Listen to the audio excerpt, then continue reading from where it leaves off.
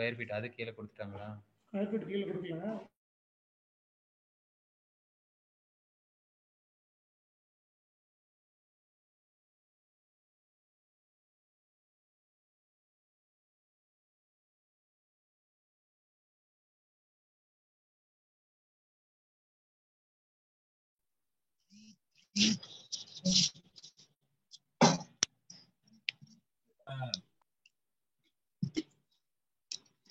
Video அவனே of பண்ணிட்டான்.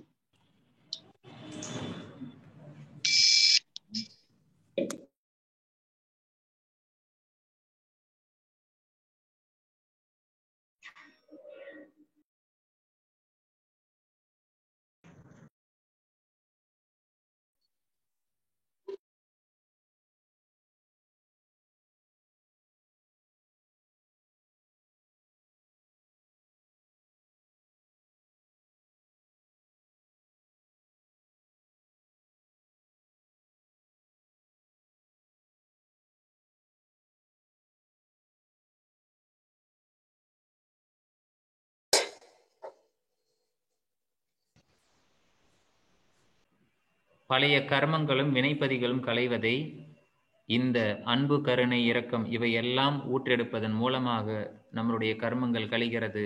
நாம் தூய்மை அடைந்து கொண்டிருக்கின்றோம். தூய்மையின் பலனாக இறுதியில் நாம் முக்தியை, மோட்சத்தை அடையப் போகிறோம். இதுதான் நம் வாழ்க்கையின் அர்த்தம். இதை புருஷார்த்தம் என்று சொல்வோம். இதுதான் இந்த முதல் பாடம் நமக்கு விளக்குகின்ற பகுதி.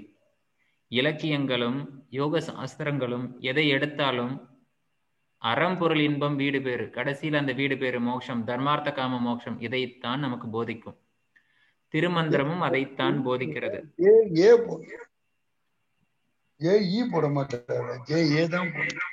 இருக்கிறது திருமந்திர வகுப்புல, எடுக்கிறது ஆங்கில கிராமர்.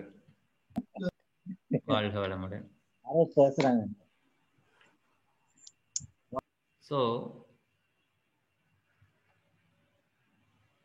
இந்த ஆன்லைன் கிளாஸ் அப்படிங்கிறது ஒன்று வந்து எந்த அளவுக்கு நமக்கு பலனை கொடுக்குது, எந்த அளவுக்கு வசதியை கொடுத்துருக்குங்கிறத விட நாம் எந்த அளவுக்கு அதை பயன்படுத்திக்கிறோம் அப்படிங்கிறதுல ஒரு முக்கியமான விஷயம் இருக்கு.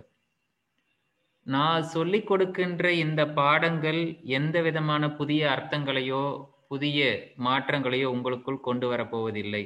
ஆனால் இந்த திருமந்திர வகுப்பில் நீங்க எப்படி நீங்க உங்களை ஈடுபடுத்தி கொள்கிறீங்களோ, அதை எப்படி நீங்க சிந்தனைக்கு எடுத்துக்கொள்கிறீர்களோ, அதுதான் உங்களுக்கு முழுமையான பலனை வழங்கக்கூடியது. உங்க சுற்றுப்புறத்தில் இருந்து வரக்கூடிய சப்தங்களை இப்ப எல்லாரையும் நான் அப்படியே அன்மியூட் பண்ணி விட்டேன்னா அந்த சத்தத்துல எல்லாரோட மண்டையும் வெடிச்சிரும். அவ்வளவு சப்தங்கள் இருக்கும். இதையெல்லாம் நிவர்த்தி செய்து கொண்டு நீங்க திருமந்திரத்தை கத்துக்கிறதுக்கு உள்ளார வந்தீங்கன்னா ஓரளவுக்கு உங்களுக்கு பலன் கிடைக்கும். நீங்களே உணர்ந்து படிக்கலாம், உணர முடியும். உணராத வரைக்கும் திருமந்திரம் உங்களுக்கு ஒரு சுமையாகத்தான் இருக்கும். சரி, மேற்கொண்டு இந்த பாடத்தில் வேறு என்னென்ன பகுதிகள் இருக்கு, எப்படி இதை நம்ம படிக்க போறோம், மேற்கொண்டு நாம் எதை ஆராய போகிறோம் என்பதையெல்லாம் தொடர்ந்து பார்க்கலாம்.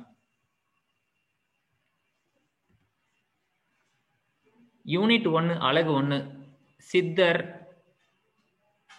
திருமூலர், திருமந்திரம், இந்த 3 பகுதி நமக்கு இந்த முதல் யூனிட்ல எடுத்திருக்காங்க. திருமூலர் ஒரு சித்தர். சித்தர்கள் உதயமான இடம் இந்த நம் நாடு. இந்நாட்டில் சித்தர்கள் எப்படி இருந்தாங்க, அப்ப சித்தர்கள்ங்கிறதுக்கு என்ன வரையறை இருக்கிறது, என்ன லட்சணம் இருக்கிறது, அது சித்தர்கள் அப்படிங்கிற அந்த வார்த்தைக்கு என்ன அர்த்தம், யாரை சித்தர்கள்னு சொல்றோம், அந்த சித்தர்களில் திருமூலர் யார், அவர் எழுதின திருமந்திரம் என்ன, அது எப்பேற்பட்டது, இதையெல்லாம் இந்த முதல் பாடம் நமக்கு தெளிவாக கூறுகிறது. இந்த பகுதியில் இருந்து எல்லோருக்கும் தேர்வு உண்டு. யாரு, நீங்க பிஜி டிப்ளமோ பண்ணாலும் சரி, மேல்நிலை உயராய்வு பண்ணாலும் நமக்கு பேப்பர் உண்டு. அதுலேயும் 4 பேப்பர் உண்டு எக்ஸாமுக்கு.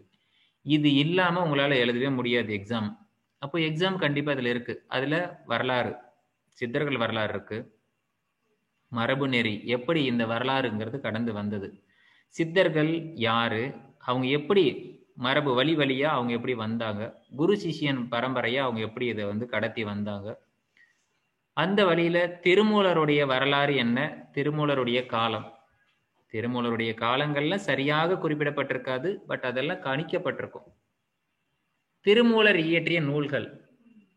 இப்போ திருமூலர் திருமந்திரம் மட்டும்தான் எழுதியிருக்காரா? மற்ற நூல்கள்லாம் இருக்கா? ஸோ இந்த திருமூலரோட காலங்களுக்கு என்னென்னலாம் எவிடன்ஸ் இருக்கு? அது திருமந்திரமே உங்களுக்கு எந்த அளவுக்கு சப்போர்ட் பண்ணுது? திருமந்திரத்துல இருந்தே நீங்க காலங்களை எடுத்து உங்களால ஆய்வு செய்து கொடுக்க முடியும். இல்ல மற்ற நூல்களை, பெரிய புராணம் மற்ற நூல்களும், சைவ சித்தாந்தம் 12 திருமுறைகள் இருந்தும் நீங்க எவிடன்ஸ் எடுத்து கொடுக்க முடியும். உங்களுடைய ஆர்வமும் ஆராய்ச்சி அந்த பக்குவம் இருக்கிறது அடிப்படையில் எடுக்கலாம். சாதாரணமா எக்ஸாம் எழுதுறவங்களுக்கு, பிஜி டிப்ளமோவுக்கு இங்க புத்தகத்துல சிலபஸ்ல என்ன கொடுத்துருக்காங்களோ அதை படிச்சுக்கலாம். ஆனா ஆய்வு பண்றவங்க, திருமூலருடைய காலத்தை நான் எடுத்து ஆராய்கிறேன் என்றால் நீங்க பல நூல்களை படித்து ஆராய்ந்து வெளியெடுக்கலாம். திருமூலர் ஈற்றிய நூல்கள் வேறு உங்களுக்கு ஆராய்ந்து எடுக்க முடியும்னா எடுக்கலாம். திருமந்திரத்தின் பதிப்பு, இந்த திருமந்திரத்தை யார் ஃபர்ஸ்ட் யார் இதை பிரிண்டிங் கொண்டு வந்து பிரஸ்ல போட்டு பிரிண்டிங் அடிச்சு திருமந்திரத்தை வெளியிட்டாங்க? திருமந்திரத்தினுடைய சிறப்பு என்ன? திருமந்திரம் எதை உபதேசிக்கிறது? இந்த பகுதிகள் எல்லாம் இந்த முதல் யூனிட்ல சொல்லிக் கொடுக்கப்படுது. 2வது யூனிட்ல திருமூலரின் சமுதாய சிந்தனைகள். திருமூலர் என்னென்ன சமுதாய சிந்தனைகளை எடுத்திருக்கிறார்? எத்தனை திருமந்திரங்கள் சமுதாயத்திற்காக அவர் படைச்சிருக்கார்? நீங்க பிரிச்சு கொடுக்கணும். பிரிச்சு எடுத்தீங்கன்னா மொத்த 3000 திருமந்திரமும் சமுதாய சிந்தனையோடு தான் இருக்கும். இதுல திருமூலர் கால சமுதாய நிலை, திருமூலர் காலத்தில் சமுதாயம் எப்படி இருந்தது, மானுட மேம்பாடு, வாழ்வியல் நெறி. இந்த வார்த்தைக்கெல்லாம் அர்த்தம் சொல்லணும்னு அவசியம் கிடையாது, உங்களுக்கு எல்லோருக்கும் தெரியும். அன்பு, நிலையாமை, இதுக்கு எல்லாத்துக்கும் திருமந்திரம் இருக்கு உள்ளார. எல்லா திருமந்திரத்துக்கும் தலைப்பு இருக்கான்னா கிடையாது. ஒரு சிலது உலகத்தமிழ் ஆராய்ச்சி நிறுவனத்துல யாரோ நம்ம மாதிரி படிச்சவங்க, அந்த ஆய்வறிக்கையை நடத்திட்டு இருக்கிற பொறுப்புல இருக்கிறவங்க, அவங்க எல்லாம் ஒரு சில தலைப்புகளை முக்கியமானது அப்படின்னு சொல்லி நமக்கு எடுத்து கொடுத்திருக்கிறாங்க. அந்த தலைப்புகள் தான் இருக்கு. உள்ளார இன்னும் நிறைய தலைப்புகள் இருக்கு.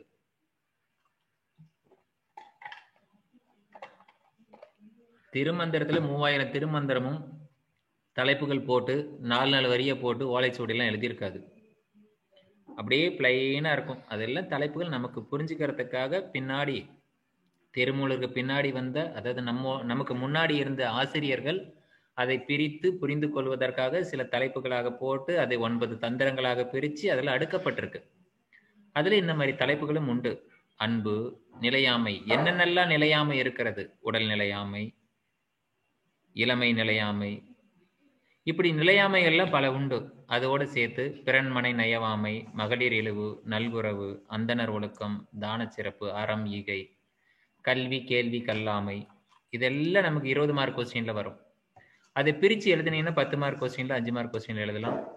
நடுவு நிலைமை, பொறையுடைமை, பெரியாரை துணைக்கோடல், ஆசை, புறங்கூறாமை, வாய்மை, கூடா ஒழுக்கம், கேடு கண்டு இரங்கல், இது எல்லாம்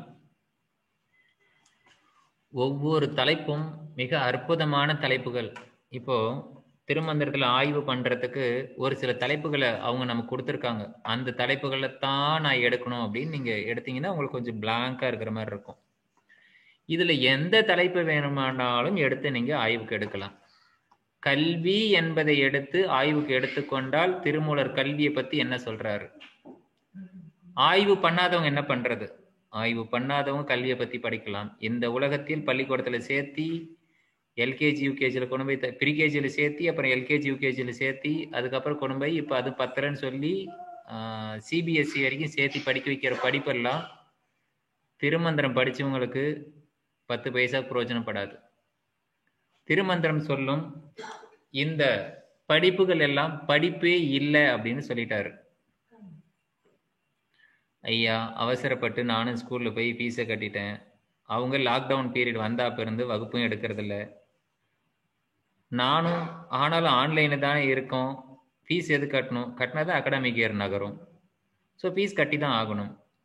இப்படி நீங்கள் எவ்வளோதான் லட்சமாக கட்டி படிக்க வச்சாலும் அந்த கல்வி எல்லாம் கல்வியே இல்லை அப்படின்னு சொல்கிறாரு. அப்போ எதுதான் அவர் கல்வின்னு சொல்கிறாரு? தன்னை உணராத கல்வி கல்வியே கிடையாது. தன்னை உணர்தல் என்றால் இறைநிலையை உணர்தல். தன்னை அறியாத கல்வி கல்வியே கிடையாது. இறைநிலையை உணராத, இறைவனை உணராத கல்வி கல்வியே கிடையாது. அப்போ இறைநிலையை எது உணர்த்துகிறதோ அது மட்டும்தான் கல்வி. தன்னை அறிய தனக்கொரு கேடில்லை அப்படின்னு ஒரு வார்த்தை சொல்றாரு. எப்படி ஆராய்ச்சிக்கு எடுத்துக்கிறது? தன்னை அறிய, அதாவது தன்னை அறிய தனக்கொரு கேடில்லை அப்படின்னு சொன்னா, தன்னை அறிஞ்சவனுக்கு வியாதி இல்லை, கேடு இல்லை, நோய் இல்லை. தன்னை அறியாம இருக்கிறதே ஒரு நோய் தான் அவரை பொறுத்த வரைக்கும். செல்ஃப் ரியலைசேஷன் ஒருத்தருக்கு வரல அப்படின்னா அதுதான் மிகப்பெரிய டிசீஸ். அப்போ தன்னை அறியாம இருக்கிறதே, நாம நம்மளை உணர்ந்திருக்கிறோமா அப்படின்னு சொன்னா, நம்மளை அறிஞ்சிருக்கோமா அப்படின்னு சொன்னா, நமக்கே நம்மளை பத்தி தெரியாது. ஆனா பக்கத்து வீட்டுக்காரங்கிட்ட சண்டை போட்டா சொல்லுவோம், என்னை பத்தி உனக்கு தெரியுமா அப்படின்னு. ஸோ நம்மளை பத்தி நமக்கே தெரியாது. ஸோ நம்மளை பத்தி தெரிஞ்சுக்கிறது தான் இந்த உலகத்தில் அல்டிமேட் ஐடியா, தன்னை உணர்தல். இதை தான் ரமண மகரிஷியும் நான் யார் என்ற தத்துவத்தில் கொடுத்திருப்பாங்க. எல்லா ரிஷிகளும் முனிவர்களும் இந்த நான் யார் தத்துவத்தை விளக்கறதுக்காக பெருமுயற்சி எடுத்திருக்கிறார்கள். மாண்டூக்கிய உபனிஷத்து ஓம்கார மந்திரத்தை வைத்துக்கொண்டு 4வது நிலையாகிய நான் யார் என்பதை உணர்த்துவதற்காக பெருமுயற்சி எடுத்திருக்கிறது. ஸோ அப்படி தன்னை உணரும் கல்வி, அதுதான் கல்வியை தவிர மீதி எந்த கல்வியும் கல்வி அல்ல. இப்படி ஒவ்வொரு தலைப்புகளும் ஆழ்ந்த வகையில் நீங்க எடுத்து ஆராய்ந்து படித்து போகலாம். அனைத்திற்கும் மந்திரங்கள் 4 வரிகளில் உங்களுக்கு கிடைக்கிறது. 3வது பாடம், 3வது யூனிட் எடுத்தோம்னா திருமூலரினுடைய கோட்பாடுகள். அவரு என்னென்ன தத்துவங்களை கொடுத்திருக்கிறாரு, இதை 9 தந்திரங்களாக பிரிச்சு ஒவ்வொரு தந்திரத்திலும் இருக்கக்கூடிய கோட்பாடுகள் எதை சொல்கிறது. சிலபஸ்லயே நமக்கு ஒரு டேப்லர் காலம் வந்துடும். அந்த டேப்லர் காலத்தை வச்சு இந்தந்த தந்திரங்கள்ல இப்படி வந்திருக்கு அப்படின்ட்டு. அப்ப தந்திரம் என்பது என்ன? ஒரு டெக்னிக். ஸோ ஒரு விஷயத்தை அடையறதுக்கான ஷார்ட் வே. புருஷார்த்தம் உண்டு. மனிதன் படைக்கப்பட்டாச்சு. படைக்கப்பட்ட மனிதனின் நோக்கம் என்ன? எப்படி வாழணும்? இந்த உலகத்தில் எப்படி வாழ்ந்து தன்னை முடித்து கொள்ள வேண்டும்? இந்த வாழ்வில் பிறப்பு இறப்பு என்ற இந்த சுழற்சியை எப்படி அறுத்து கொள்ள வேண்டும்? இறப்பு என்பது நிகழ்வதை இரவாமை என்ற நிலைக்கு எப்படி செல்ல வேண்டும்? இதையெல்லாம் சொல்லிக் கொடுக்கக்கூடியது வேதங்கள். அந்த வேதங்களோ ஓரளவுக்கு நமக்கு கேள்விப்பட்டிருக்கோம். இதை வேதாத்திரி மகரிஷி மிக அழகாக சொல்லுவார். வேதத்தை யான் கண்டதில்லை, ஆனால் வேதத்தின் உட்பொருளாய் எனை கண்டேன். வேதத்தை யான் கண்டதில்லை, ஆனால் வேதத்தின் உட்பொருளாய் எனை கண்டேன். அப்போ வேதத்தின் உட்பொருள் என்னவாக இருக்கும்? அதுதான் நாமளா இருக்கும். வேதம் எதை உணர்த்துகிறது? நம்மை உணர்த்துகிறது. இதை அடையறதுக்கு என்ன வழி அப்படின்னு கேட்டா அதுதான் திருமந்திரம் நமக்கு 3000 திருமந்திரங்களாக பிரித்து சொல்லி கொடுக்குது. அதைத்தான் டெக்னிக் அப்படின்னு சொல்றோம். இதைத்தான் தமிழ் வேத ஆகமம் அப்படின்னு சொல்றோம். இப்ப நம்ம பேசுற இந்த விஷயங்களை எல்லாம், இதெல்லாம் புக்கில் படிச்சுதான் இது எங்க கொண்டு போய் எழுதணும் கிடையாது. பேசிட்டு இருக்கிற விஷயத்தை இப்படியே நீங்க 20 பக்கத்துக்கு எழுதலாம், உங்களுக்கு மார்க் கண்டிப்பா உண்டு. தமிழ் வேத ஆகமம் இப்படி இருக்கிறது அப்படின்னு இந்த 9 தந்திரங்களாக பிரிக்கப்பட்டிருக்கு. 9 டெக்னிக் இருக்கு. என்னான்னு தெரிஞ்சுக்கிறது இன்னொரு வகை. அது இப்படி இருக்கு, 9 தந்திரங்களாக பிரிக்கப்பட்டிருக்கு அப்படின்னு தெரிஞ்சுக்கிறது பெரிய விஷயம். இல்லறத்தின் வழி பேரின்பம், குருவின் அருள், கல்வி கோட்பாடு, மெய்ப்பொருள் கல்வி, கற்றலில் குருவின் பங்கு, வாழ்வியலும் கற்றலும், வானவியல் மற்றும் ஜோதிடவியல் கோட்பாடு. இந்த பகுதிகளை எல்லாம் எடுத்து நீங்க ஆய்வுக்கு எடுத்துக்கொள்ளலாம்.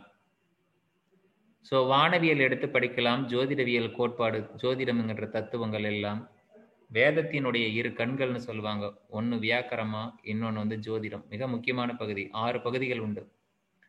ஜோதிடம், இந்த வானவியல், இது எல்லாம் வேதத்தில் கொடுக்கப்பட்டிருக்கும். அது எல்லாம் திருமூலர் திருமந்திரத்திலையும் இருக்கு. இது எல்லாம் ஜோதிடம் கற்றவர்களுக்கு புரியும். என்னை போன்ற அறியாதவர்களுக்கு இது கொஞ்சம் சிரமம் போலதான் இருக்கும். பல அன்பர்கள் என்னிடம் கேட்டதுண்டு, சார் திருமந்திரத்தில் ஜோதிடம் பத்தி எனக்கு இருக்கா, அதை கொடுங்க, அதை நான் ஆய்வுக்கு எடுக்கிறேன் அப்படின்ட்டு. ஏன்னா ஜோதிடம் ஏற்கனவே தெரிஞ்சவங்களுக்கு இது ஈஸி, மிக எளிது. அப்படி நமக்கு எந்த துறையில் நமக்கு அனுபவம் இருக்கிறதோ, அறிவு இருக்கிறதோ, ஆற்றல் இருக்கிறதோ, அதை கொண்டு திருமந்திரத்தில் ஆழ்ந்து உள்ளே போனால் நாமும் முத்தெடுக்கலாம். அதை இந்த சமுதாயத்திற்கு நாம் பெற்றுக் கொடுக்கலாம். ஸோ இவ்வாறான தலைப்புகள் எல்லாம் இந்த 3வது பாடத்தில் உள்ளது. பாடத்திட்டங்கள் மிக அழகாக வடிவமைக்கப்பட்டிருக்கு.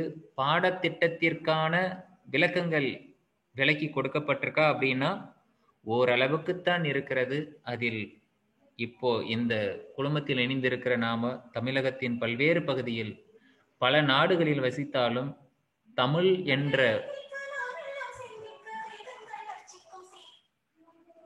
என்ற ஒரு பிராணம் நமக்குள் ஓடிக்கொண்டிருக்கிறது. அதில் இருக்கக்கூடிய தத்துவங்களை நாம் ஆராய்ந்து கொண்டிருக்கின்றோம். நாம் இதை விளக்கி நாம் இந்த சமுதாயத்திற்கு கொடுக்க வேண்டும். யூனிட் 4 அலகு 4 திருமூலரின் தத்துவம்.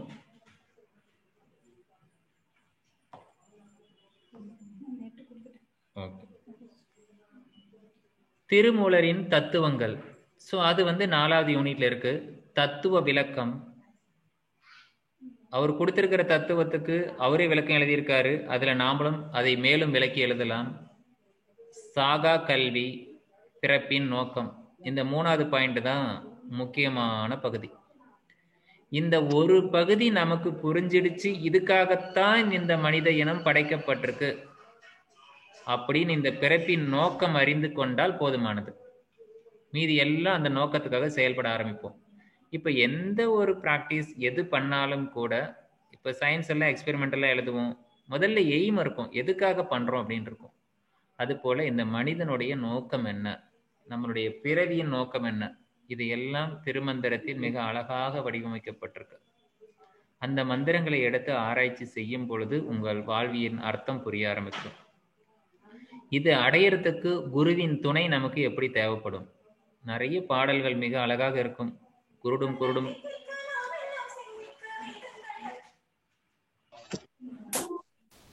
குருடும் குருடும் குருடாட்டம் சேர்ந்து, குருடும் குருடும் ஒன்னா சேர்ந்து குழி விழுந்துவாரே. நிறைய திருமந்திரங்கள் தப்பான குருவை சூஸ் பண்ணி நம்ம தப்பான வழியில போய் கடைசியில இந்த உலகத்திலே மீண்டும் மீண்டும் சுழற்சியில, இந்த பிறப்பு இறப்பு சுழற்சியில இருப்போம் அப்படிங்கிறதெல்லாம் திருமந்திரம் நிறைய உணர்த்தும்.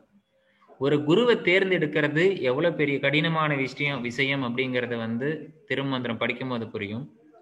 ஈவன் நமக்கு ஒரு மந்திரம் வேணும்னா கூட அது திருமூலர் சொல்லுகின்ற வகையில் பார்த்தோம்னா ஒரு குருவால தான் அந்த மந்திரத்தை நம்மளால சூஸ் பண்ணி கொடுக்க முடியும். ஆனால் இங்கே நம்ம குருவை தேடிட்டு இருக்கிறதுக்கு நேரம் இல்லைன்னா நேரடியே நம்ம திருமூலரிடமே சரணடைந்து திருமந்திரங்களையே நமக்காக எடுத்துக்கொள்ளலாம். அப்படி எடுத்துக்கொள்ளாமல் நீங்க குரு என்ற வார்த்தைக்கு நிறைய இடத்துல கேள்விப்பட்டிருப்போம். ஒரு தையல் மிஷின்காரர் சொல்லுவாரு, அவருக்கு தையல் கற்றுக் கொடுத்தவரை அவர் என்னோட குருன்னு சொல்லுவாங்க. பள்ளிக்கூடத்துல பாடம் சொல்லி கொடுத்த வாத்தியார் எனக்கு முதல் குருன்னு சொல்லுவோம். வேற எதுனா ஒரு தொழில் நம்ம பண்ணிட்டு இருக்கோம்னா அதை கற்றுக் கொடுத்தவங்கள குருன்னு சொல்லுவோம். ஆனா குரு என்ற வார்த்தைக்கு திருமூலர் திருமந்திரத்துல படிச்சீங்கன்னா மட்டும் புரியும் யார் குரு. யோக சாஸ்திரம்னு சொல்லுகிறது, சபூர்வேசாம் அபிகுருகு காலே நனவச்சேதாது.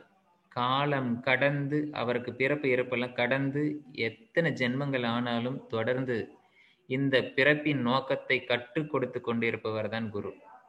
ஸோ அது எப்பேற்பட்ட நிலையாக இருக்கும் என்பதை நாம கொஞ்சம் சிந்திச்சு அதெல்லாம் ஆராய்ச்சி பண்ணி வெளியே எடுக்கணும். இன்னைக்கு நீங்க குரு அப்படின்னு ஒருத்தர் வெளியே எடுக்கணும் அப்படின்னா அது எவ்வளவு பெரிய வார்த்தை அப்படிங்கிறது நீங்க திருமூலர் திருமந்திரம் படிச்சு கத்துக்கலாம். வாழ்க்கை தத்துவம், சமய தத்துவம், தந்திரத்தின் பாகுபாடுகள் எப்படி பிரிச்சிருக்காங்க, தந்திரங்கள் எப்படி 9ஆக பிரிக்கப்பட்டிருக்கு.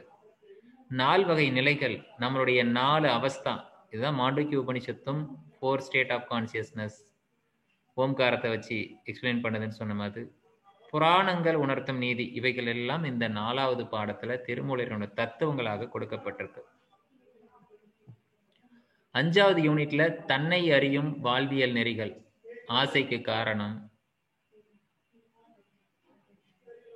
அறியாமை, இங்க ஸ்பெல்லிங் தப்பா இருக்கு, அறியாமை விலக்கி விழிப்புணர்வு பெறுதல் அப்படின்னு இருக்கு. ஆசைக்கு காரணம் அறியாமை, அதை விலக்கி விழிப்புணர்வு பெறுதல் வேண்டும். எப்படி, எதன் அடிப்படையில், எதை கொண்டு இதை பெறுவது? அட்டாங்க யோகம். யோக சாஸ்திரத்தில் இந்த வார்த்தைகள் எப்படி கொடுத்திருப்பாங்க அப்படின்னா, யோகாங்க அனுஷ்டானாத் அசுத்திக்ஷயி ஞான தீப்தி ரா விவேக கியாத்தேஹே. அறியாமை என்னும் இருள் நமக்குள் இருக்கிறது. இந்த அறியாமை தான் எல்லாத்திற்கும் காரணம். இந்த அறியாமை அவித்யா அப்படின்னு சொல்லுவாங்க. அவித்யா சேத்திரம் உத்தரேசாம் பிரசுப்த தனு விச்சின்னோ உதாராணாம். துன்பங்கள் வருவதற்கு 5 காரணங்கள் உண்டு. துன்பங்கள் 5 வகையாக பிரிக்கப்படுகிறது. அவித்யா, அஸ்மிதா, ராகத்வேஷா, அபினிவேஷா. இவைகள் எல்லாம் இதுல ராகா என்பதுதான் ஆசை, அதற்கும் அறியாமை தான் காரணம். இதுல முக்கியமா அறியாமை தான் முக்கியமான விளைநிலமாக இருக்கிறது. இந்த அறியாமை நீங்க வேண்டுமே ஆனால் நமக்கு விவேக கியாத்தி எனும் ஞானம் பெற வேண்டும். அதைத்தான் இங்க விழிப்புணர்வு என்ற வார்த்தையில் தமிழ்ல பதம் தேர்ந்தெடுக்கப்பட்டிருக்கு.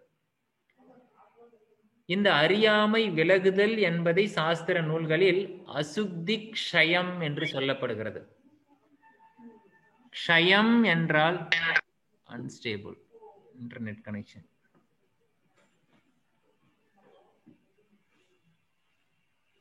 அசுத்தம் என்பதுதான் அசுத்தி அப்படின்னு சொல்றோம். க்ஷயம் என்றால் குறைதல், அக்ஷுத்தி சயம் என்றால் அறியாமை விலகுதல். எப்படி இந்த அறியாமை குறையும்? அறியாமை குறைந்து ஞானம் என்ற விவேகம் பிறக்க வேண்டும். எதை கொண்டு பிறக்க வைப்பது? ஞானத்தை எதை கொண்டு உருவாக்குவது? யோக அங்க அனுஷ்டானத்தா. யோக அங்க அனுஷ்டானத்தை, அதாவது யோக அங்கங்களை அனுஷ்டானம் செய்து இந்த அறியாமை விளக்குகின்ற ஞானம் பெற வேண்டும் அப்படின்னு சொல்லுது. அதேதான் திருமந்திரமும். இங்க ஆசைக்கு காரணம் அறியாமை, அதை விளைக்குவதற்கு விழிப்புணர்வு. அதை எப்படி பெறுவது? அட்டாங்க யோகத்தின் மூலமாக பெறுவது. அட்டாங்க யோகம் என்பது என்ன? இயம நியமாசன பிராணாயாம பிரத்யாகார தாரணா தியான சமாதவ் அஷ்டவ் அங்காணி. 8 அங்கங்களை உடையது யோக மார்க்கம். ஸோ இதை இங்கே இந்த 5வது யூனிட்ல நம்ம பார்க்கிறோம். ஆன்மீக நெறி முதலானவற்றை பின்பற்றுதல். ஆன்மீக நெறி,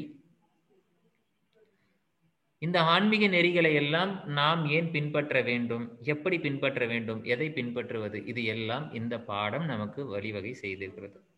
இப்படி முதல் தாள் எவ்வளவு அற்புதமாக வடிவமைக்கப்பட்டு சிலபஸ் தயார் செய்யப்பட்டிருக்கு. இதனுடைய புத்தகங்களோ இதனுடைய வெளியீடுகளோ மிக குறைவாக இருந்தாலும் கூட, தேர்வுக்காக தயாரிக்கப்பட்டிருந்தாலும் கூட, இதையெல்லாம் நம்ம தேர்வுக்காக எடுத்துக்கொண்டோம்னா கேள்விக்கு பதிலாக நமக்கு கிடைக்கும். ஆனால் இதற்கான உண்மையான திருமந்திரங்களை எடுத்துக்கொண்டால் முக்தியும் மோட்சத்திற்கும் அழைத்து செல்லக்கூடியது. இப்படி இந்த பாடத்திட்டம், முதல் பாடத்திட்டம் வடிவமைக்கப்பட்டிருக்கு. 2வது தாள் திருமந்திரத்தில் மருத்துவமும் அட்டாங்க யோகமும் அப்படின்னு 2வது தாள், 2வது புத்தகம். இதை 2வது பேப்பர் நம்ம எக்ஸாம் இது தனியாக எழுத போறோம். திருமந்திரத்தில் உள்ள 3000 பாடல்களை பொருள் உணர்ந்து படித்தால் நோய் வராது, வந்த நோய் தீரும். இவ்வளவுதான் இந்த பாடத்தினுடைய நோக்கம். அப்போ பாடத்தினுடைய எய்ம் இப்படி இருக்கு அப்படின்னா, அப்ப திருமந்திரத்துல நாம என்ன நினைச்சிட்டு இருப்போம்? திருமந்திரத்தை போய் படிச்சு திருமந்திரத்துல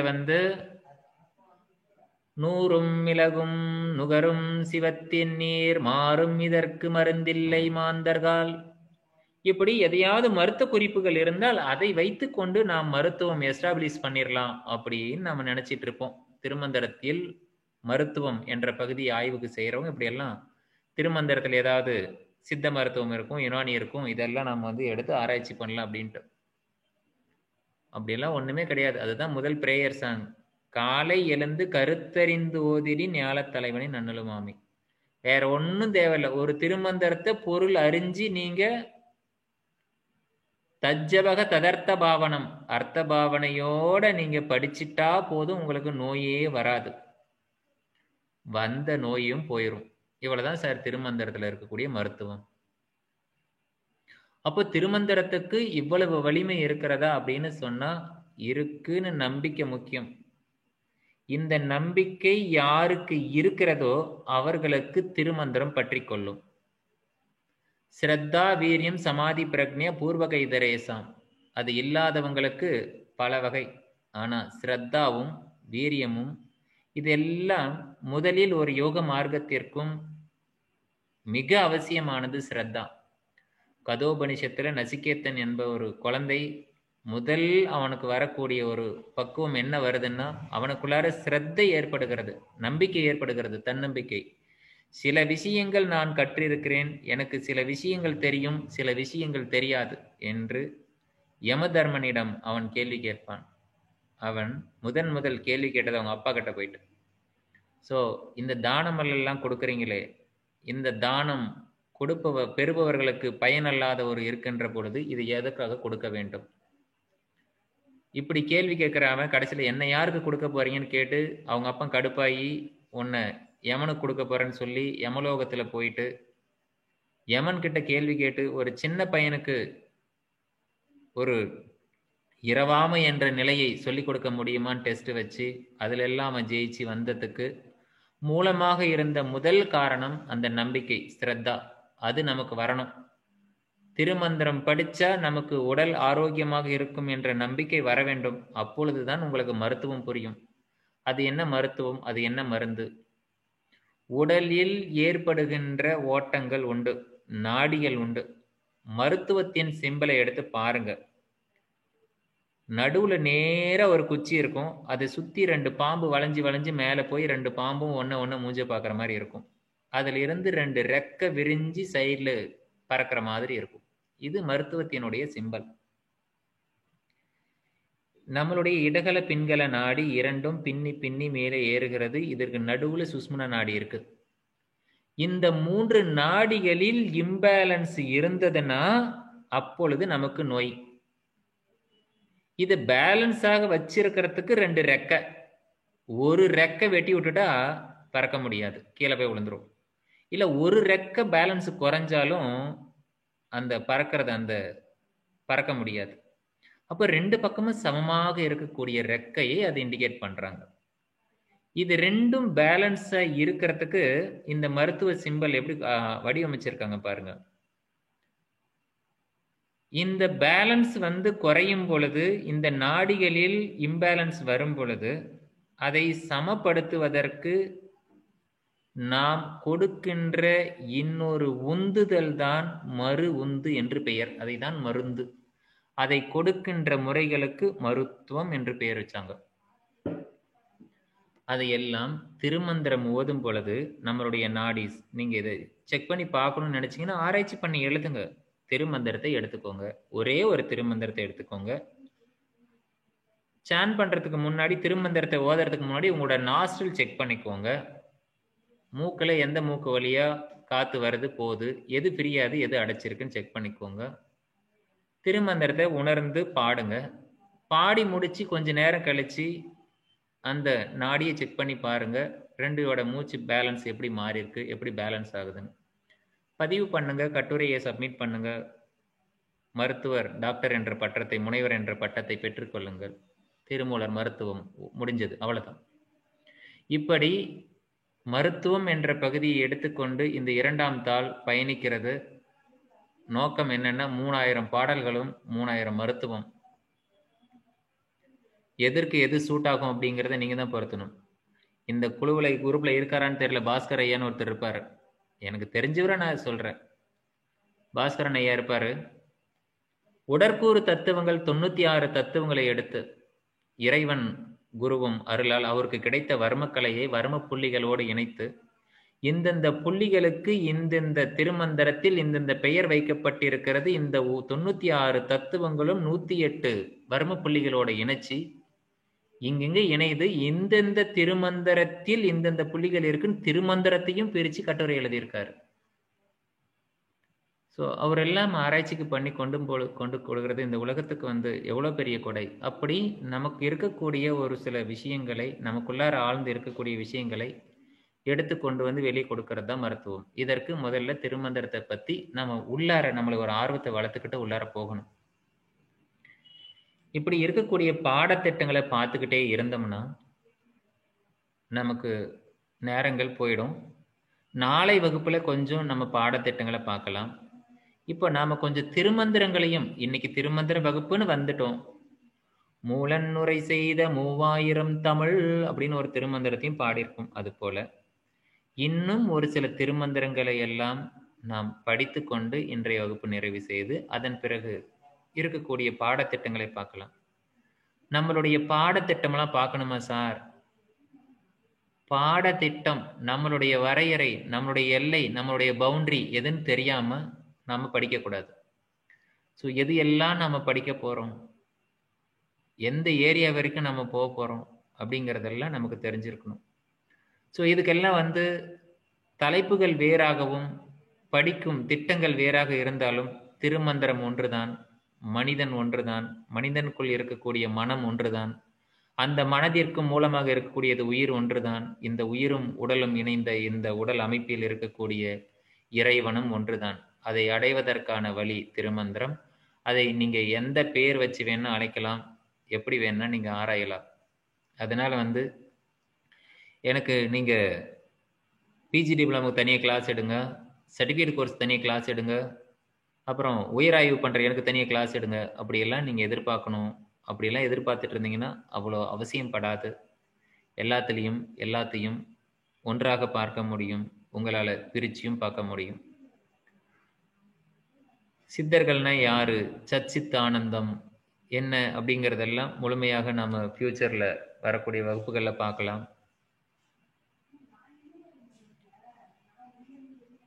திருமந்திர பாடல்களை முதல் பாடல் நாம் படித்து பார்க்கலாம். ராகம் எனக்கு கிடையாது, பாட வராது, என்னால் படிக்க முடியும்.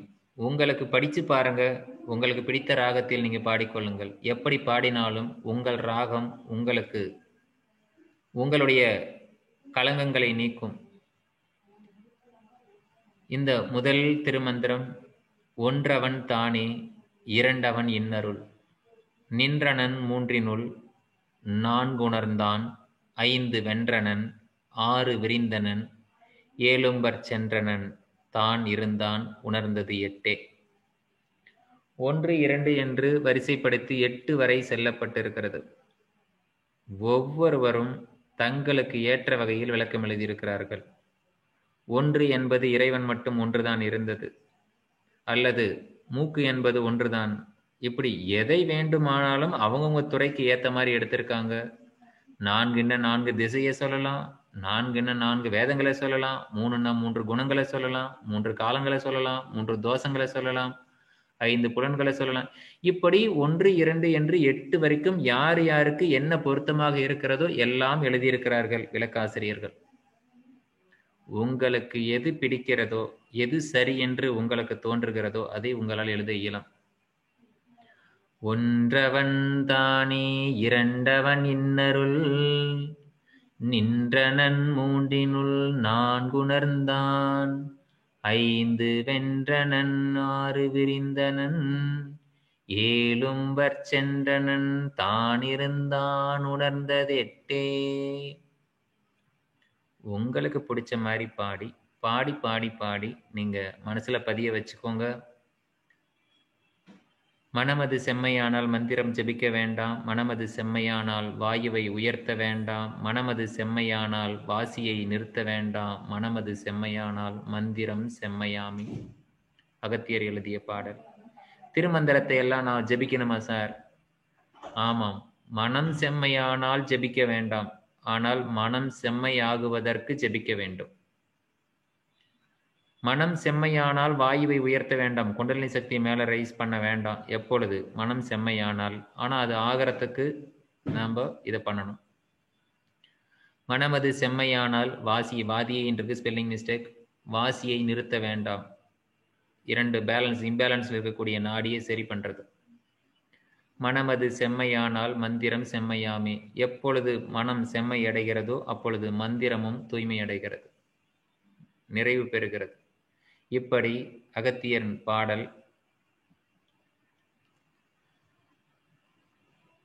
திருமந்திரம் கற்றுக்கொள்வதற்கு உங்களுடைய ஆர்வமும் அதில் இருக்கக்கூடிய ஈடுபாடும் இது போன்ற திருமந்திரங்களை எல்லாம் உங்களை மிக அழகாக எடுத்து செல்லும். இப்போ குரு பரம்பரை அப்படிங்கிறத எடுத்தோம்னா இந்த திருமூலர் யாரு, யார்கிட்ட யோகா கத்துக்கிட்டாரு, எங்க படிச்சு இவர் வந்து இந்த திருமந்திரங்களை எழுதினார், அவர் கூட இன்னும் யாரெல்லாம் இருந்தாங்க, இது போன்ற திருமந்திரங்கள்லாம் இருக்கு. இப்ப திருமந்திரத்துல நம்பர் வந்து சைட்ல போட்டிருக்கு, 1ன்னு போட்டிருக்கு. 1ன்னு போட்ட உடனே 67 ஸ்கிப் பண்ணியிருக்கேன் சார், அப்புறம் 68 இருக்கு. ஏதாவது லாஜிக் இருக்கா? நமக்கு எந்தெந்த திருமந்திரம் எல்லாம் பிடிக்குமோ அதெல்லாம் எடுத்துக்கிறது. எனக்கு கிளாஸ் எடுக்கிறதுக்கு எதெல்லாம் வசதியா இருக்கோ அதை நான் எடுத்திருக்கிறேன். ஸோ இதுக்கு முன்னாடி யாரெல்லாம் திருமந்திரங்களை எடுத்து இது எல்லாம் கொஞ்சம் வாழ்க்கைக்கு முக்கியமானது அப்படின்னு சொல்லி கொடுத்தாங்களோ அதுல இருந்து கொஞ்சம் ஆட்டையை போட்டு ஸ்லைடா போட்டு வச்சிருக்கிறேன், அவ்வளவுதான். ஸோ இப்படி 3000 திருமந்திரமும் உங்களுக்கு சப்போர்ட் பண்ணக்கூடியது. உங்களுக்கு பிடிச்ச திருமந்திரங்கள் நீங்க எடுத்து ஆய்வு பண்ணலாம். நந்தி அருள் பெற்ற நாதரை நாடிடின் நந்திகள் நால்வர் சிவயோக மாமுனி மன்று தொழுத பதஞ்சலி வியாக்கிரமர் என்று இருவர் என்னோடு என் மருமாமே. நந்தி அருள் பெற்ற நாதரை நாடின் யார்? அந்த 4 பேர்.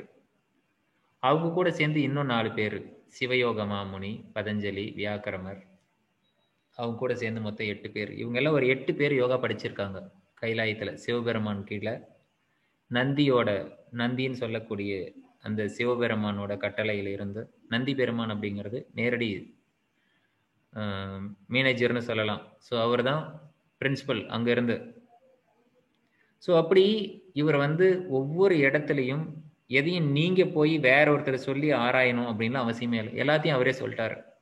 நான் 3000 திருமந்திரத்தை எழுதியிருக்கிறேன், என் கூட யார் இருந்தாங்க, நான் எங்க இருந்தேன், என் பேர் என்ன, நான் எங்க போனேன், எங்க வந்தேன், எல்லாத்தையும் திருமந்திரத்துல எழுதி வச்சுட்டாரு. நந்தி அருளாலே நாதனாம் பெயர் பெற்றோம். ஏன் இதுக்கு இந்த பெயர்ல எங்களுக்கு வந்துச்சு? நாத பரம்பரை அப்படின்னு சொல்லுவாங்க யோகா ட்ரெடிஷன்ல. மச்சேந்திரநாத், கோரக்ஷநாத், இந்த மாதிரிலாம் நாத பரம்பரை. நம்ம கோரக்கர் அப்படின்னு சொல்ற சித்தர் தான் அங்க கோரக்ஷநாத்ன்னு இருப்பாரு. மச்சமுனின்னு சொல்ற இந்த சித்தர் தான் அங்க மச்சேந்திரநாத் அப்படின்னு இருப்பாரு. ஸோ மூலர் அப்படிங்க சொல்லக்கூடிய இவர் தான் இங்க திருமூலர் அப்படின்னு. நிறைய இடத்துல நமக்கு சித்தர்களுடைய ஜீவசமாதியான இடங்கள் வந்து சித்தர் ஸ்தலம் வந்து தமிழகத்தில் இருக்கிற மாதிரி அதே பெயர் வேறையா இருக்கும், ஆனா அதே சித்தர்களுக்கு இந்தியா முழுவதும் இருக்கிறது. இதெல்லாம் பாரதம் அப்படின்னு ஒரு காலத்துல சொல்லியிருந்தோம். அதனால உருவாகினது அந்த மகாபாரதம், ராமாயணம் எல்லாம்.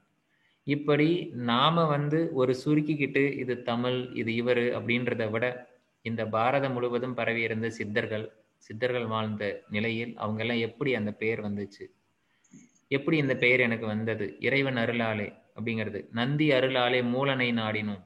மூலன் யாரு? மாடு மேய்க்கிறவன். நந்தி அருளாவது என் செய்யும் நாட்டினில். ஸோ இந்த நந்தி அருள் வந்து பிரிச்சு கொடுக்குமா? அங்க போய் பார்த்தா அவர் உடம்பு எடுத்து வச்சுட்டு இன்னொரு உடம்பு போயிட்டு வந்து பார்த்தா தன்னோட உடம்பு இல்லை. எதுக்காகவும் வருத்தப்படலை. அந்த உடம்புக்குள்ளாரே இருந்து தமிழ் படிச்சாரு. நந்தி வழிகாட்ட நான் இருந்தேனே. அப்போ அப்படி இருந்து அந்த உடலுக்குள்ளார இருந்து அவருக்குள்ள உருவான சித்தத்தின் உள்ளே சிறக்கின்ற நூல்களில் உத்தமமாகவே ஓதிய வேதத்தின் ஒத்த உடலையும் உள் நின்ற உற்பத்தி. அத்தன் எனக்கிங்கு அருளால் அளித்ததே, அத்தனையும் இறைவன் அருளால், நந்தியின் அருளால் கிடைத்தது. சித்தத்தின் உள்ளே சிறக்கின்ற நூல்களில் உத்தமமாகவே ஓதிய வேதத்தின் ஒத்த உடலையும் உள் நின்ற உற்பத்தி. அத்தன் எனக்கிங்கு அருளால் அளித்ததே. படைப்புகள் எல்லாம் வந்து ஒரு திருமந்திரமும் திருக்குறளும் ஆச்சரியப்படுவது உண்டு. எப்படி இது எல்லாம் ஒருத்தர் உட்காந்து எழுத முடியுமா? இல்லை ஏதாவது ஒரு டீம் ஒர்க்கு. இது போல திருமந்திரம் படிக்கிறதுக்கெல்லாம் நாமெல்லாம் சேர்ந்துருக்கிறோமே, இது போல யாராவது ஒரு டீம் ஒர்க்கு சேர்ந்து எல்லாரும் கொஞ்சம் கொஞ்சமா எழுதி இதெல்லாம் படைச்சிருப்பாங்களா அப்படின்ட்டு. இறைவன் ஒளி வடிவமாக இருக்கின்றான். அதையும் ஓங்காரத்தை வச்சு கொண்டு அதையும் திருமந்திரம் எழுதியிருக்காரு. ஓர் எழுத்தாலே உலகெங்கும் தானாகி ஈரெழுத்தாலே இசைந்து இங்கு இருவராய், இப்படி எழுதியிருக்காரு. அந்த இறைவன் ஒளியாக மாறும் பொழுது தன்னை இவ்வாறு திருமந்திரங்களாக தன்னை வடிவமைத்துக் கொள்கின்றான். அதை இப்படி எழுதுறாரு. சித்தத்தின் உள்ளே தன் எண்ணங்களாக உதிக்கின்றது இது, உள்ளார சிறக்கின்ற நூல்களில் இதை புத்தகமாக வடிவமைக்கிறதுக்கு சித்தத்துக்கு உள்ளாரே வந்துச்சு அப்படிங்கிறது அந்த சுருதி பிரஸ்தானம் அப்படிங்கிறதே அவர் சொல்றாரு. உத்தமமாகவே ஓதிய வேதத்தின். ஸோ வேதம் என்பதே ஓதுதல் தான். அது எல்லாம் இந்த திருமந்திரமும் வேதம் தான் அப்படிங்கிறத இங்க எழுதுறாரு. ஒத்த உடலையும் உள் நின்ற உற்பத்தி. இந்த உடலை கொண்டு, உடல் தான் ஒரு கருவி, அது உள்நிலிருந்து உள்ளார ஒவ்வொன்றா உருவாகுது. அத்தனை இறைவன், அவன் எனக்கு அருளால் அளித்ததுதான் இது எல்லாமே அப்படின்னு சொல்றாரு. இதற்கு சித்தம் அப்படிங்கிற வார்த்தைக்கு எடுத்து எழுதணும்னா 1000 பக்கம் விளக்கம் எழுதலாம். அதன் பிறகு அதை கொண்டு இந்த திருமந்திரத்தை எடுத்து எழுதணும்னா இந்த வேதங்களை ஃபுல்லா கொண்டு போய் அதில் அடைக்கிடலாம். அந்த சித்தத்தை மட்டும் இல்லாம பண்ணா முக்தி கொண்டு போய் நம்மளை வழிநடத்திடலாம். இப்படி எந்த வார்த்தையை எடுத்து ஆராய்ந்தாலும் அதன் முழுமையான ஆழத்தை நாம் எடுத்துக்கொள்ள முடியும். இதையெல்லாம் ஏன் பண்ணார், எதுக்காக பண்ணார், இவர் எதை உணர்ந்தார்னு நமக்கு தெரியாது. அவர் நிலை அடையும் பொழுது தான் அதை நாம் உணர முடியும். அதனால தான் இந்த பாடல் நமக்கு அவ்வளவு முக்கியத்துவம் கொடுக்கறது கிடையாது, நம்ம பார்த்தது கிடையாது, ஆனால் கேள்விப்பட்டிருப்போம். யான் பெற்ற இன்பம் பெருக இவ்வையகம், வான் பற்றி நின்ற மறைபொருள் சொல்லிடின், ஊன் பற்றி நின்ற உணர்வுற மந்திரம், தான் பற்ற தலைப்படும் தானே. யான் பெற்ற இன்பம் பெருக இவ்வையகம் அப்படின்னு சொன்னா இந்த உலகமா பெருகிறது? உலகம் என்பது உருண்டை. இந்த உலகமா பெறுகிறது இன்பம்? உலகத்தில் உள்ள உயிர்கள் பெறுகிறது என்பது சாதாரணமா நம்மளால புரிஞ்சுக்க முடியும். யான் பெற்ற இன்பம் உலகத்தில் உள்ள எல்லா உயிர்களும் எல்லா மனிதர்களும் பெற வேண்டும். அவர் என்ன பெற்று இருப்பார்? இதுக்கு முன்னாடி இருக்கக்கூடிய மந்திரத்தை கொஞ்சம் யோசனை பண்ணி பாருங்க. 84, 85. எனக்குள் இறைவன் அருளால் எனக்குள் மந்திரங்கள் உதயமாகிறது, அதை கொண்டு இறைவனை நான் அறிந்து கொண்டேன், உணர்ந்து கொள்ள முடிகிறது என்பது எல்லோருக்கும் கிட்ட வேண்டும். இந்த உலகத்தில் உள்ள எல்லா உயிர்களுக்கும் கிடைக்க வேண்டும். அது எப்படி? வான் பற்றி நின்ற மறைப்பொருள் சொல்லிடீர். வானை பற்றி நிற்கின்ற மறைப்பொருள்னு என்னது? வேதாத்திரி மகரிஷி தான் இதுக்கு சரியான வார்த்தை கொடுத்திருப்பாரு, சுத்த வெளியின்ட்டு. அப்போ இதுக்கு முன்னாடி எல்லாம் கொடுத்தது இல்லையா சார்? எல்லா வார்த்தையிலும் கொடுக்கப்பட்டிருக்கு. நமக்கு புரியல என்ன போது காலத்துக்கு தகுந்த மாதிரி வெவ்வேறு வார்த்தைகளை எடுத்து நமக்கு சொல்லி கொடுக்கப்படுகிறது. இந்த மறைபொருள் விளக்கம், இதை மெய்ஞானம்னு சொல்றோம். இந்த வான்ங்கிற ஒரு வார்த்தைக்கு விண் என்ற ஒரு வார்த்தையும் சம்பந்தப்படுத்தி பார்த்தோம்னா, இந்த வான் என்ற வெளிக்கு அடுத்தபடியாக இருக்கக்கூடியது விண்ணு. அந்த விண்ணை பற்றிய ஞானம் பெற்றவர்களை விஞ்ஞானிகள் என்று சொல்வோம். அவர்கள் அறிந்த ஞானத்தை விஞ்ஞானம் என்று சொல்வோம்.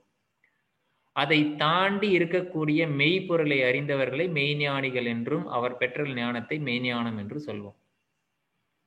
இங்க அந்த மெய்ஞானத்தை தான் சொல்றாரு மறைபொருள் அப்படின்னு. இது அறிவியலுக்கு அப்பாற்பட்டது.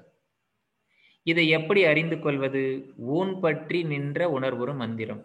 ஒரு மந்திரத்தை சொல்லும் பொழுது உன் உடலுக்குள், ஊன் என்றால் உடல், அந்த உடலுக்குள் ஏற்படுகின்ற உணர்ச்சி, இந்த உணர்ச்சிகளை எடுத்துக்கொண்டு திரும்ப திரும்ப கவனிக்கிறதன் மூலமாக நீ ஞானம் அடையலாம்.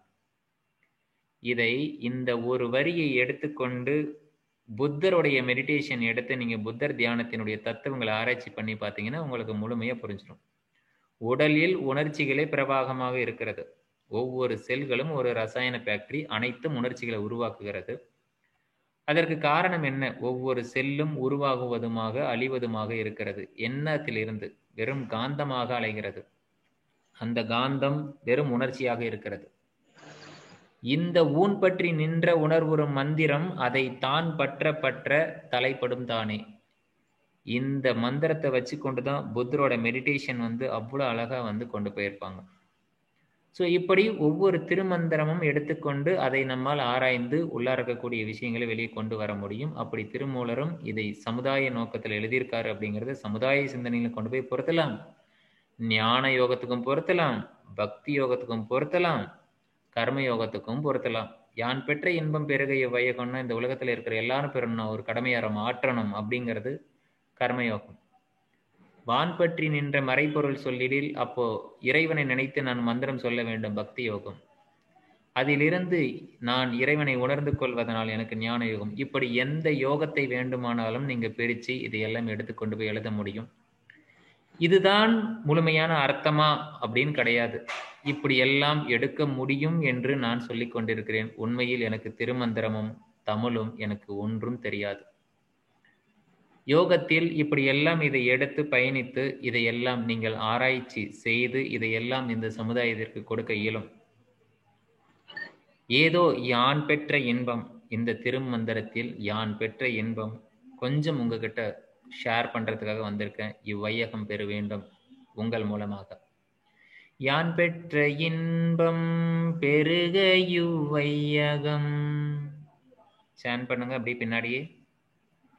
யான் பெற்ற இன்பம் பெருக இவ்வையகம்.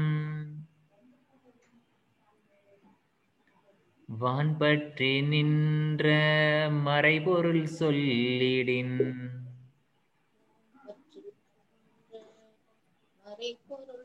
ஊன் பற்றி நின்ற உணர்வுறு மந்திரம்.